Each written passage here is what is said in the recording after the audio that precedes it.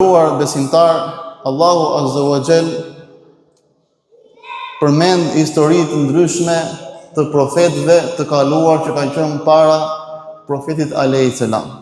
Zakonisht këto histori përmenden në sure mekase, që profeti alayhis salam në një farë mënyre është një metodë ngushëllimi hyjnore nga ana e Allahut Azza wa Jall për vuajtjet, për sprovat nga më të mëdha që përjetoi profeti ynë i nderuar alayhis salam në periudhën e vështirë të Mekës, kur ai ftonte njerëzit për të adhuruar Allahun Azza wa Jalla, të hiqin dorë nga idhujt, të hiqin dorë nga adhurimi i putave dhe nga shirku, nga idhujtaria. Nderuar besimtar, dhe vuajtjet, sprovat e profetit dhe besimtarëve të parë kanë qenë shumë të mëdha, të jashtëzakonshme për ata njerëz aq të mëdhenj, por Allahu Azza wa Jalla i tregonte lajmet, informacionet çfarë kishte ndodhur me profetët e mëparshëm, dhe në farë mënyrë profeti gjente forcë, frymëzoi nga këto modele kaq të bukur hyjnor dhe modelet më të bukur për njerëzimin padyshim që janë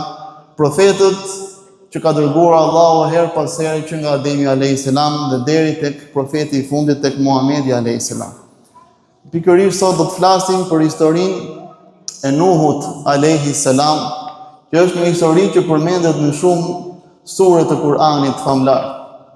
Ne do të fokusohemi tek surja Nuh, ku Allahu e ka përmbledhur tërësisht në mënyrë të përmbledhur ndodhit e popullit të Nuhut alayhis salam. Do të përmendim edhe ajetet që kalojnë tek surja Hud nga ajeti 25 në mënyrë të përmbledhur deri në ajetin afërsisht deri tek ajeti i 50 i surës Hud, dhe kushdo pas xumas mund t'i lexojë me detaje edhe komentimin e këtyre ajeteve për të përfituar sa më shumë nga dobit e historitë e profetit Nuh alayhis salam. Dhe padyshim tek historitë e profetëve ka shembuj, ka plot mësime për njerëzit që meditojnë, për njerëzit që duan të marrin mësime nga njerëzit më të përzgjedhur që Zoti i gjithësisë i ka lënë si shembuj, ka lënë si udhërrëthyes për njerëzit deri në ditën e gjykimit, dhe shembujt më të mirë janë padyshim profetët e Allahut Azza wa Jall. Është një nga historitë, nga rrëfimet më të thella, ku ka plot mësime. Tregon në këtë histori thirrjen në besim, durimin e gjatë të Nuhut alayhis salam, përballjen dhe refuzimin dhe përfundimisht shpëtimin e besimtarëve të sinqertë që ishin të pakët që e pasuan Nuhun alayhis salam. Ka nisur historia në këtë formë. Pas Ademit alayhis salam, populli i Nuhut tregohet që shirku për herë të parë ka nisur në popullin e Nuhut alayhis salam.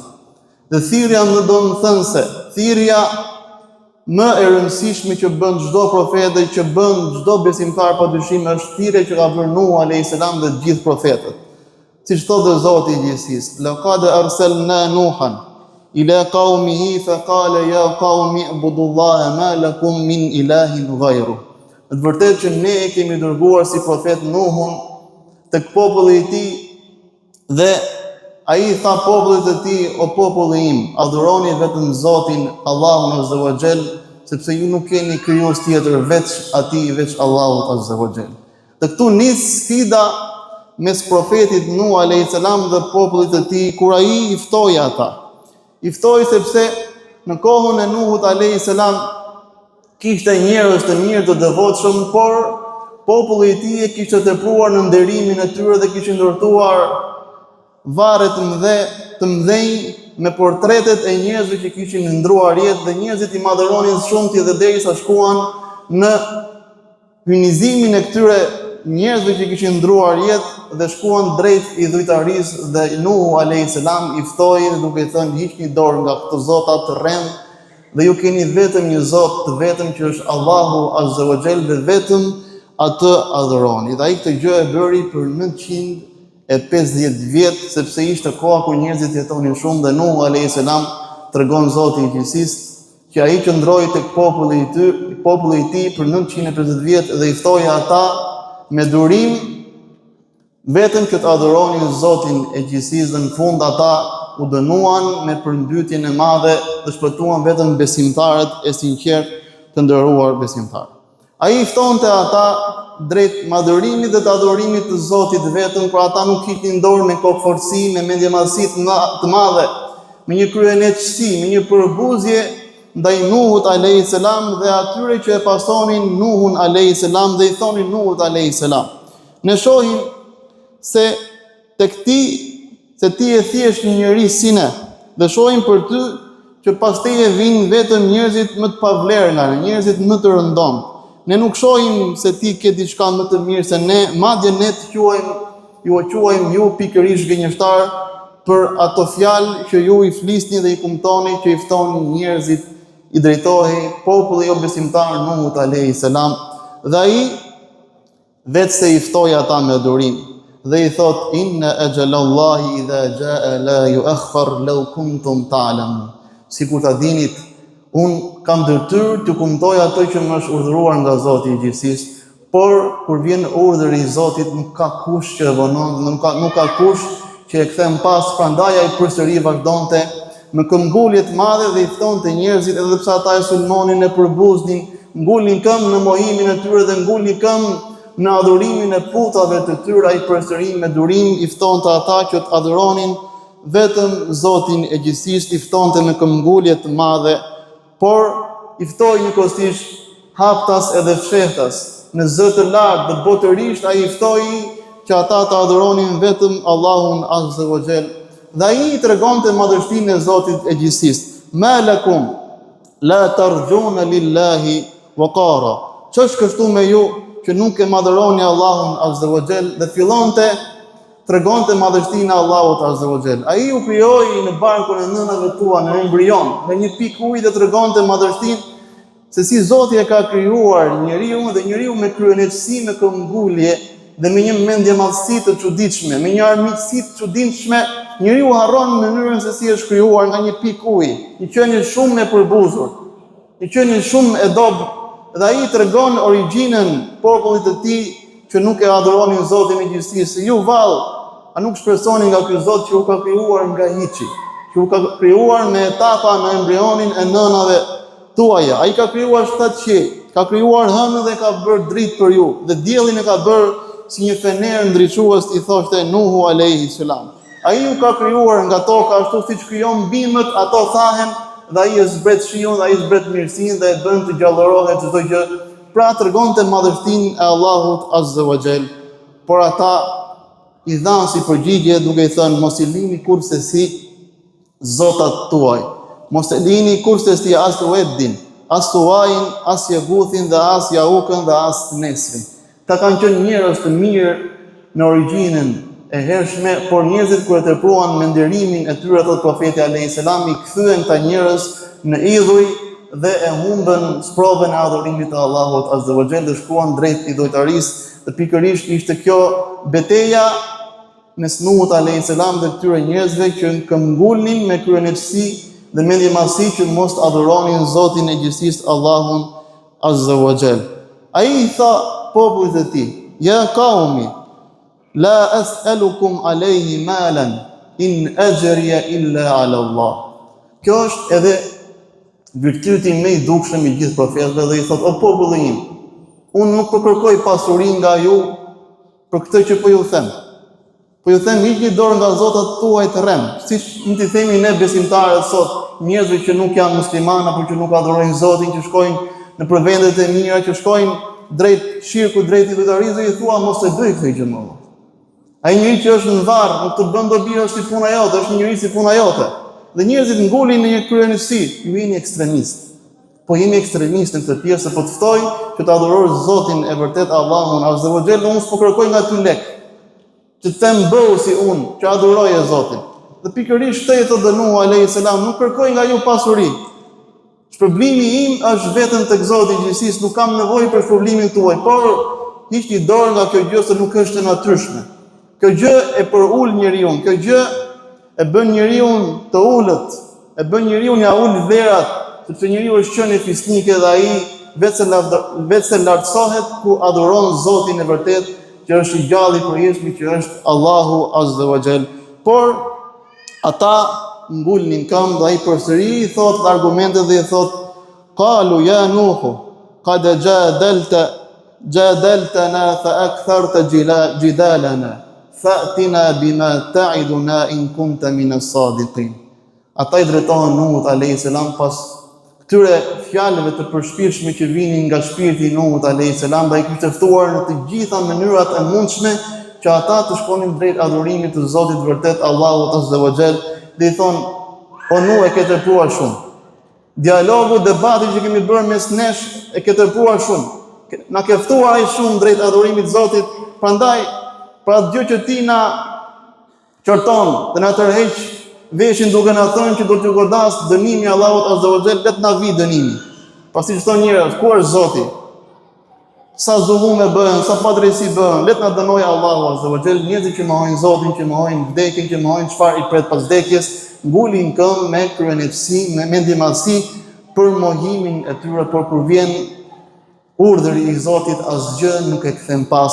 Dhe Nuh alayhis salam I vjen shpallë nga Zoti I gjithësisë dhe I thotë: "O Nuh, hiq dorë sepse do të besoj nga populli yt vetëm ata që kanë besuar deri tani." Dhe Nuhu alayhis salam lutet kundra popullit mohues që mohonin Zotin e gjithësisë: "Rabbi la tadhar 'ala al-ardi min al-kafirin dayyara." O Zoti im, mos lër mbi tokë asnjë mohues, asnjë njeri që e mohon Allahun azza wa jall.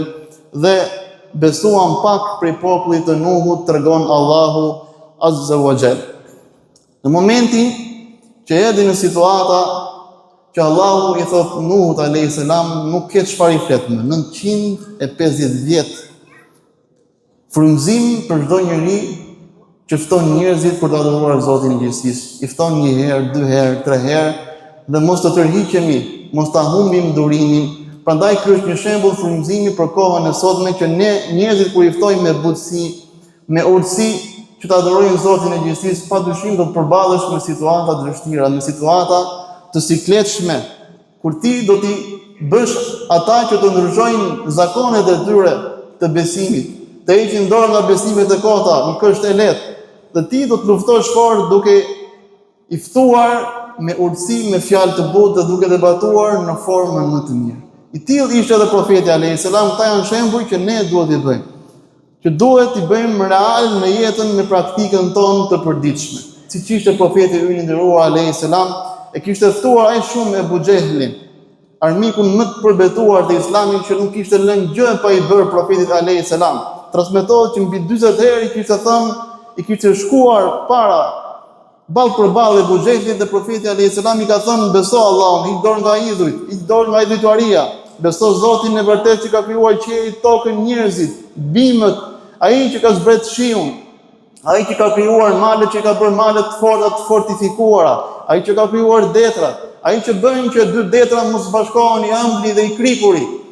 Edhe tjera madhështi të Zotit të gjithësisë. Çfarë nuk I kishte thënë Ebu Xhehlit, dhe ai në fund me mohimin e tij kishte thënë: "Ik o Muhammed, me përbuzje, sepse unë do të dëshmoj ditën e gjykimit, pra ditë që ti beson ti, do t'i them Zotit tënd që Muhamedi e ka bërë detyrën." Një e vërtet e thënë nga armiku më I përbetuar, do t'i them Allahut që ti e ke bërë detyrën, dhe I tillë ishte profeti alayhis salam. Ky ishte misioni, dhe ky është misioni I çdo profeti. Dhe kur erdhi situata në një gjendje të tillë, Nuh alayhis salam kishte edhe një sprovë, sepse bashkëshortja e tij dhe djali I tij ishin një besimtar. Edukata e keqe që kishte marrë djali I Nuhut nga nëna e tij jo besimtare bëri që edhe ai mos besonte Allahun azza wa jall. Kjo tregon edhe madhështinë që Zoti udhëzon në besim, në adhurimin e Zotit vetëm, këtë do Allahu azza wa jall. Pra Zoti na tregon shembull si Nuhu alayhis salam, që bashkëshortja e tij dhe djali I tij u bën jo besimtar. Ma tregon edhe që bashkëshortja e faraonit, zullumqarit më të madh, Zoti e përgëzoi në xhenet që në këtë botë. Këta janë shembuj që e frymëzonin dhe ngushëllonin profetin alayhis salam kur njerëz nga familja e tij nuk besonin dhe njerëz të afër nuk e besonin, dhe ai I ftonte me këmbgulje profeti alayhis salam, dhe habitej mërzite kur njerëzit nuk e besonin Zotin e gjithësisë, e vuante shumë këtë gjë, dhe ishin shembuj që I tregoi profetit alayhis salam që udhëzimi është në dorën e Allahut azza wa jall, dhe ai udhëzon këtë dorë, duke treguar shembuj të ndryshëm nga profeti Nuhu dhe shembull nga faraoni I mallkuar nderuar besimtar. Dhe kur erdhi situata, Zoti i thotë mos e kumton, mos i fol me njerëzve sepse do të besojnë vetëm ata që kanë besuar deri tani, dhe Zoti e urdhëron dhe i thotë wasna'il fulka bi a'yunina. Atëherë ndërtoje anijen sepse jenë në mbrojtjen e syve tanë, thot Allahu Azza wa Jall, dhe mos mu drejton më për ata që janë keqbërës, ata me siguri do të fundosen, i thot Allahu Azza wa Jall, pra qoftë edhe djali, edhe bashortja jote, edhe populli që nuk të besoi deri në këtë moment. Filloi Nuhu alayhis salam, një situatë që është një mrekulli e çuditshme, një tokë të thatë, ky profet i madh i Allahut Azza wa Jall fillon bashkë me besimtarët e tij të ndërtoi anijen. Tashmë keqbërësit, jo besimtarët, thanë ky është momenti më ideal që ne tallemi tani me këta. Deri tani tallja nuk ishte shumë argumentuar nga ana jonë, por tashmë në një tokë të thatë, ky që pretendon që është profet po ndërton anijen dhe fillon të qeshin, të tallen me përbuzje nga më të ndryshmet, dhe filloi Nuhu alayhis salam wa yasna'ul fulka wa kullama marra alayhi mala'un min qaumihi sakhiru min. Dhe sa herë që ai ishte duke ndërtuar anijen, kalonin paria që nuk e kishin besuar Nuhun dhe Allahun Azza wa Jall, dhe vetëm se talleshin me Nuhun alayhis salam. Ai nuk i thoshte asgjë tjetër, talluni ashtu siç ju talleni sot, ne do të tallemi me ju nesër, i thot Nuhu alayhis salam. Dhe vazhdoi kjo situatë derisa ndërtua anija, dhe derisa vazhdonte kjo tallja mes jo besimtarëve dhe besimtarëve që ishte Nuhu alayhis salam bashkë me ata që e kishin besuar Nuhun alayhis salam. Hatta idha jaa amruna wa farat an-nur qul nahmil fiha min kulli zawjayn ithnayn wa ahlaka illa man sabaqa alayhi al-qawlu wa man amana wa ma amana ma'ahu illa qalil. Dhe vazhdoi kjo situatë deri ku erdhi urdhri i Zotit tënd, urdhri i Allahut Azza wa Jall, dhe Zoti i thotë: "Le të hipi në anijen tënde, merr çdo çift për gjitha gjallësave, merr njerëzit që të besuan ty, dhe të hip në anije familja jote dhe çdo kush që ka besuar deri në këtë moment." E urdhëron Allahu Azza wa Jall, dhe ata që kishin besuar ishin të pak të nderuar besimtar. Dhe pastaj Zoti tregon që nga toka filloi të bufojë toka, të dalë ujë nga toka dhe të zbres ujë nga qielli, dhe bëhet një det, një ujë i tërë që Zoti tregon që bëhen dall sikur male, dhe besimtarët tashmë ishin: "O qala rkabu fiha bismillahi mujreha wa mursaha." Dhe tha: "Hipni me emrin e Zotit tuaj në këtë anije për besimtarët. Hipni në këtë anije me emrin e Zotit, kjo do të lundrojë, dhe me emrin e Zotit kjo do të ndalojë, do të ankorohet në malin El Judi", i thot Allahu Azza wa Jall. Dhe Nuhu përsëri e thërret djalin e tij dhe i thot: "Hip në anijen e shpëtimit", dhe i thot: "Do të shkoj në majën e malit dhe unë atje do të shpëtoj nga këtë dallë të mëdha." Dhe ai u fundos bashkë me të gjithë jo besimtarët, dhe ata që fituan ishte Nuhu alayhis salam bashkë me besimtarët e pakt që e besuan dhe e pasuan Nuhun alayhis salam, dhe një zë ju drejtua dhe i thot: "O tokë, gëlltit ujin tënd, dhe ti o qiell ndaloje shiun." Dhe uji u tërhoq, e u plotësua urdhri i Allahut, dhe anija u ankorua, ndaloi në malin El Judi, ndëruar besimtar. Dhe në ajetet 49-50 Allahu i thot tashmë Muhamedit alayhis salam: "Fasbir innal aqibata lil muttaqin." Atëherë duro, sepse përfundimi i mirë dhe i bukur është për njerëzit e devotshëm, për besimtarët e sinqertë, dhe ne kështu të japim ty lajme të fshehta nga historitë e kaluara, i thot Allahu Azza wa Jall, dhe ta dish që përfundimin e mirë i pret vetëm për besimtarët të nderuar besimtarë. Kjo është një histori që ka ndodhur shumë herë, që tregohet në Kur'anin famlar. Tashmë në kohën që ne jetojmë, duhet të mendojmë që jemi në një bukuri kaq të madhe, por njëkohësisht edhe një përgjegjësi kaq të madhe për vlerat, për sistemin e vlerave që ngrihet nga Kur'ani dhe nga tradita e profetit alayhis salam, dhe është një madhështi, është edhe një përgjegjësi e madhe. Islami është anija në të cilën ne kemi hipur me lejen e Allahut Azza wa Jall. Dhe kapiteni i kësaj anije, padyshim që është Muhamedi alayhis salam. Dhe busulla jon e orientimit është Kurani famlar dhe është tradita dhe është suneti i profetit alayhis salam të nderuar besimtar. Sigurisht kohërat, sprovat, fitnet, shturja morale, besimet e kota, sistemet e kota, çdo gjë që i përket kësaj bote, kësaj dynjaje, janë në një farë përmasje dallë me të cilat ne përballemi në sistemi i vlerave që është Kurani dhe tradita e profetit alayhis salam i bën ballë çdo lloj sfide, çdo lloj fortune që përballet njeriu në cilën kohë qoftë ajo. Ne me këto vlera, sistem vlera që Zoti i Gjithësisë e ka zbritur për ne, që është Kurani famlar dhe tradita e profetit alayhis salam, ne strehohemi tek Zoti dhe tek ai sistem që ai është sistem vlerash e udhëzimesh për mbar njerëzit që besojnë Allahun Azza wa Jall. Ne me anë të këtyre sistemeve, me anë të këtij sistemi vlerash dhe udhëzimesh që është Kurani dhe tradita e profetit alayhis salam, ne zgjodhem rrugën e drejtë të besimit. Prandaj Kurani, Suneti është një sistem vlerash që shpëtojnë njeriu nga çdo vështirësi, nga çdo plagë, nga çdo sistem i rreshëm, nga çdo sistem i rreshëm politik, filozofik, nga çdo krizë individuale, nga çdo krizë shoqërore që mund përballet njeriu, qoftë ajo edhe globale. Koha e ka vërtetuar që sistemi i vlerave të Kuranit famlar dhe sistemi i vlerave të Sunetit profetit alayhis salam janë një sistem vlerash që i kanë bërë ballë çdo lloj sprove, çdo lloj sistemi të rreshëm që është përballur njerëzimit që nga koha e Muhamedit alayhis salam deri në kohën e sotme. Prandaj ne me krenari të madhe duhet të jetojmë këtë sistem vlerash që është Kurani famlar dhe që është jeta e profetit alayhis salam. Ne jemi në këtë anije të madhe të bukur që shpëton njeriu nga çdo lloj dallgje, nga çdo lloj sprove ku njeriu strahohet tek madhështia e Allahut Azza wa Jall. Njeriu do të trondisin dall fortuna të mëdha në këtë botë. Prandaj besimi tek Zoti dhe tek pasimi i profetit alayhis salam nuk na bën ne që ne mos kemi sprova në jetën tonë, por na jep ne një sistem vlerash, një model se si ne i qatemi sprovave, se si ne jetojmë jetën në kësaj bote.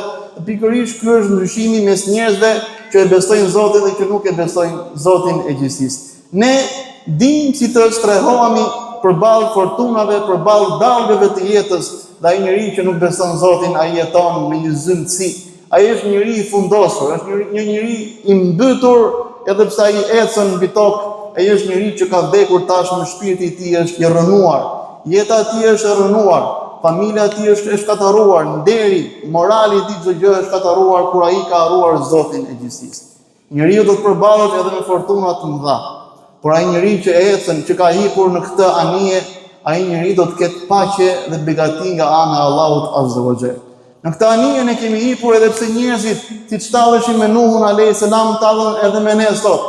Por do të vi dita që çdo kush do ta shijojë vdekjen, do të përballet me fortunën e vdekjes, me dallgët e jetës së varrit, me dallgët, me fortunat e tmeshme të ditës së gjykimit, ku çdo kush do të ketë hallin e vetes së tij, dhe ajo që shpëton njeriu është që ai të ketë hipur në anijen e Islamit, që është kapiteni më i mirë, që është Muhamedi alayhis salam, dhe busulla e orientimit për ne është Kurani famlar dhe jeta dhe tradita e profetit alayhis salam. Ne lutim Allahun Azza wa Jall që të na jap forcë, që të na jap vullnet, gajret, që ne në këtë anije të Islamit të jesim me vendosmëri dhe të jetojmë me nder dhe me fisnikëri, me krenari të madhe këtë sistem vlerash që Zoti e ka zgjedhur për ne.